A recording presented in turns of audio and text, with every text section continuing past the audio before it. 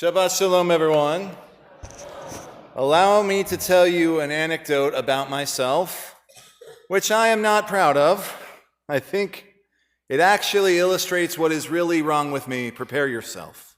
Because not only is this silly, I think it borders on the absurd. Allow me to begin. Now that the high holidays are approaching, I've been told, I've been trying to prepare with the rabbi that we've hired to sing for us this year. And we've been going through the service orders from last year, trying to figure out what we like, what we don't like, what we want to tweak, what we want to change, what we want to improve on. And I realized that a lot of my notes from last year's Rosh Hashanah and Yom Kippur service were in my Machzor that I used from last year. I have my own Machzor, still got a bunch of stuff in it, and I assumed that I knew where it was. But when I went to look for it, I could not find it. Now, I have a very rabbinic office. There are lots of bookshelves and rooms for books there, and I could have sworn that this Machzor was on one of those shelves. I knew that is where Past Jonathan would have put it. The more I looked around the shelves, the more frustrated I got, because I could not find this thing anywhere.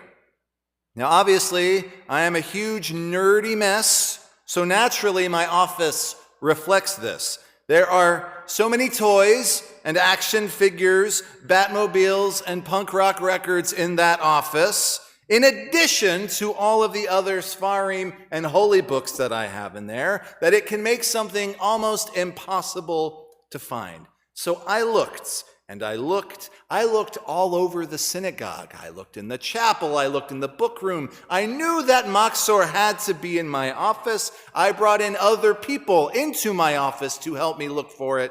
Nothing.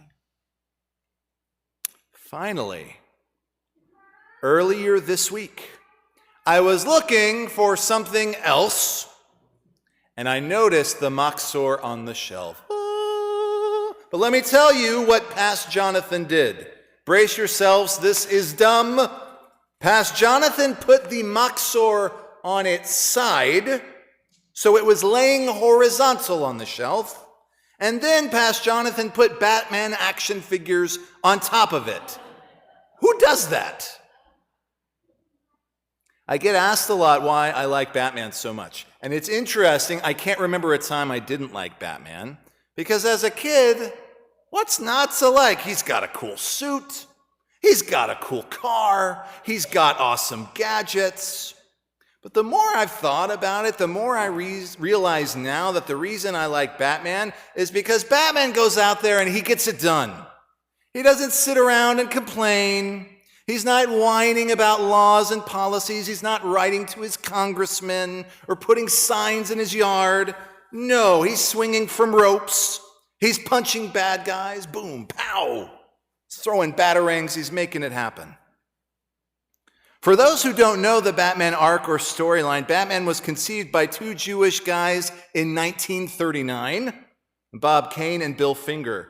And according to the narrative that they came up for this hero, they say that a young Bruce Wayne witnesses the murder of his parents, and because of this, he devotes himself to pursuing justice.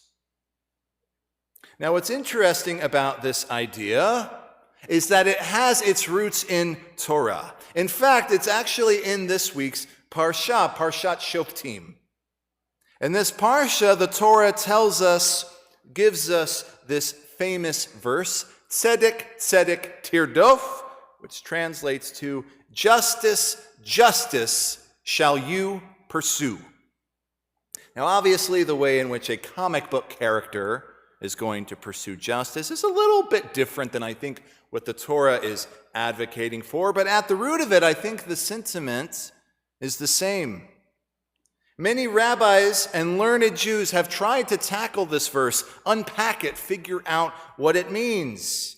First of all, why does the Torah use the word justice, tzedek, twice?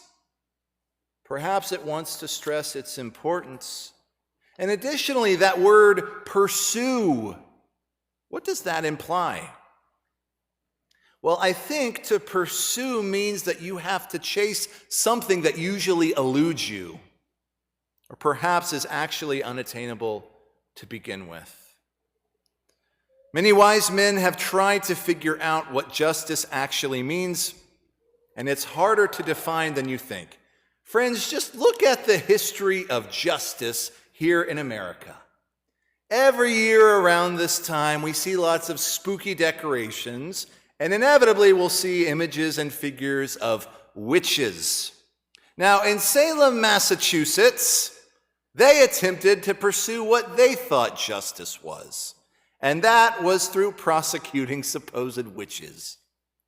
Here's how they imagined justice should work. This is right here in our own country. If there is a woman who you think is a witch, this actually happened, you throw her in a lake, and if she swims, then she is a witch, and you can execute her. However, if she drowns, then she's not a witch. Mazel tov, she's innocent. It's too bad that she drowned. Justice for you. A modern criticism of justice is that people who have more money can buy their way out of any sort of accountability. We've seen this over and over with celebrity trials. Celebrity will hire the best legal team on the planet, and they'll end up getting off on a technicality. But interestingly, the Talmud is concerned about the opposite. It says that it's important for both parties at the trial to be presented equally, because otherwise the judge might have compassion for the person who's not financially well off. It says if you rule in favor of that party simply because they don't have financial means, that is likewise not what it means to pursue justice. When I lived in Las Vegas, I got a jury summons from the county. And I was actually very excited to go to court because I had never done it before. I was always a student, or I found some other excuse to get out of it. Anyway, I went down to the courthouse. I was wearing a kippah. The lawyers were trying to put together a jury pool. From what I could discern, all of the lawyers doing this were Jewish. I filled out a little form, and then they asked me what I did. And when I told them that I was a rabbi, they basically very quickly said, "Thank you for your time," and showed me the door. I researched this. It is statistically very unlikely for clergy to ever be picked to be put on a jury, because we supposedly have a strong moral compass. Let me repeat that. They don't want clergy on juries nowadays because we have morals. Excuse me, isn't that what we should want? Isn't that what the whole justice system is designed to aim for? As I mentioned, pursuing justice is harder than you think. So my friends, tonight I'll ask you, how do we pursue justice? The book of Mishlei, of Proverbs, tells us, quote, "To do what is right and just is more desired by God than sacrifice." The prophet Isaiah tells us that we must, quote, "help the widow and aid the orphan," essentially telling us that the weakest members of our society are the ones that we should focus on the most. The great thing about helping others is that you don't have to be Batman to do this. You don't need a nice car or fancy gadgets or even a costume to accomplish this. All you need is an open heart and a mindset to serve.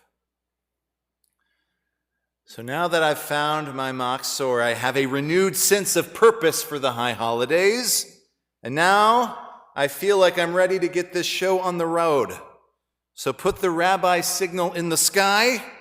I hope you'll tune in this year for Rosh Hashanah and Yom Kippur. Same bat time, same bat channel. Shabbat Shalom.